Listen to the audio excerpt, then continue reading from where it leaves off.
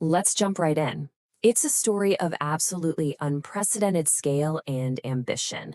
I mean, how exactly did a tiny, rain-swept European island nation in the early 1700s manage to build the single largest empire in human history? 25%. Think about that for a second. By the time it reached its absolute peak, this small island controlled nearly 1/4 of the Earth's entire landmass and ruled over 1/4 of its global population. It's this dramatic, almost unbelievable contrast in scale. You have a nation with a relatively tiny geography expanding to touch literally every corner of the globe.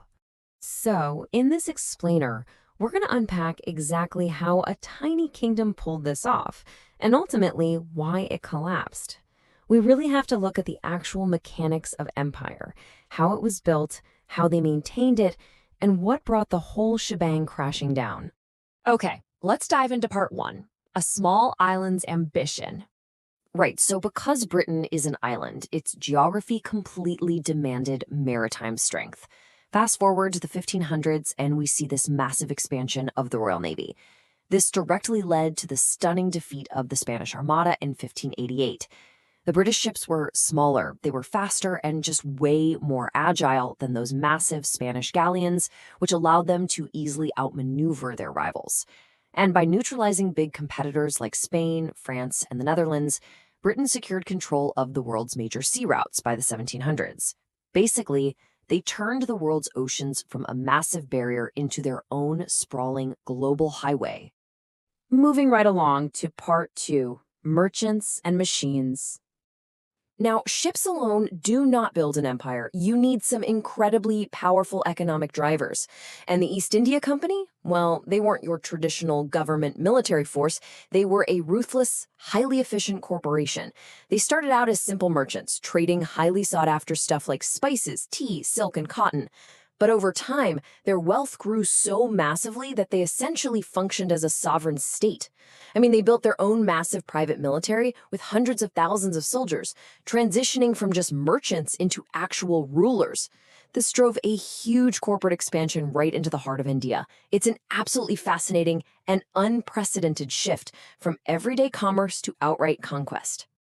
And this corporate expansion was totally turbocharged by the arrival of the Industrial Revolution. It acted like a set of falling dominoes that completely altered Britain's economy. First, the invention of steam power unlocked the creation of massive factories. Then, those factories demanded railways to transport goods rapidly, and that all culminated in this era of unprecedented mass production. This technological edge gave Britain absolute economic dominance on the world stage. They were no longer just trading goods. They were effectively manufacturing the modern world and exporting it globally. Which brings us to part three, the global zenith. With unrivaled naval control and an absolutely unstoppable industrial economy, the empire just spread like wildfire across North America, Canada, Australia, New Zealand, Africa, Asia, and the Caribbean. This incredible expansion birthed that famous phrase you've probably heard, the empire on which the sun never sets. By its peak around the year 1920, the British Empire was so vast, stretching across so many different time zones, that this was literally true. The psychological impact of that was huge. Whether it was noon in London or midnight in Delhi, the British flag was flying in daylight somewhere on Earth. Just to put that global span into perspective for you, at its zenith, Britain controlled approximately 35 million square kilometers of land. The sheer territorial scale is staggering. To visualize that, you're looking at an area significantly larger than the entire continent of Africa, all governed by one single island nation. But, an empire isn't just made of land, it's made of people. Roughly 450 million lives were governed by this system. It was a true David versus Goliath reality. You had this relatively tiny island population, actively administering hundreds of millions of lives across wildly different cultures, climates, and continents. Let's look at part four, life under the crown. So, life under the crown was a really complex picture of dual realities. On one hand, the empire brought vast developments in infrastructure. We see this with the creation of massive unified railway networks across India, the integration of super distant territories into global trade, and the establishment of new legal and education systems. But contrasting directly with that, the imperial system was heavily driven by intense resource extraction designed to feed the British economy back home. And this dynamic led to severe consequences for colonized populations.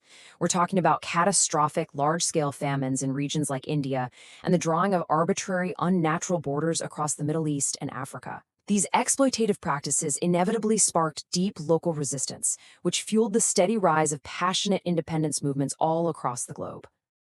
This leads us directly to Part 5, the Empire's Collapse. You see, the collapse of the empire wasn't just some single isolated event, but rather a rapid acceleration of global pressures. The devastating economic and human tolls of World War I deeply weakened Britain's foundations. And then came World War II, which essentially drained whatever remaining imperial resources they had left, leaving Britain facing sheer bankruptcy. So, financially crippled and completely unable to afford the massive administrative and military costs of maintaining these global territories, Britain just couldn't suppress those fierce, growing independence movements anymore. This forced a period of very rapid decolonization. Within just a few decades, the largest empire in human history effectively dissolved.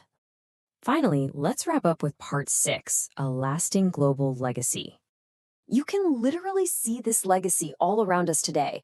First, there's the Commonwealth, which is a political association of 56 member states, most of which are former territories of the empire. There's also the widespread, dominant use of English as a primary global language. Across the globe, so many nations still operate using legal, financial, and political institutions heavily modeled on the British system. And, importantly, there are the lasting, complex debates over colonialism. The economic legacy of imperial resource extraction and that historical redrawing of borders, well, they continue to cause deep geopolitical friction and influence global wealth distribution even today. The maps may have been redrawn, sure, but the cultural, political, and economic structures put in place over those centuries are still very much with us. So considering these lasting impacts and the ongoing debates over global wealth and historical borders, how does the shadow of the British Empire still shape the modern world you live in today?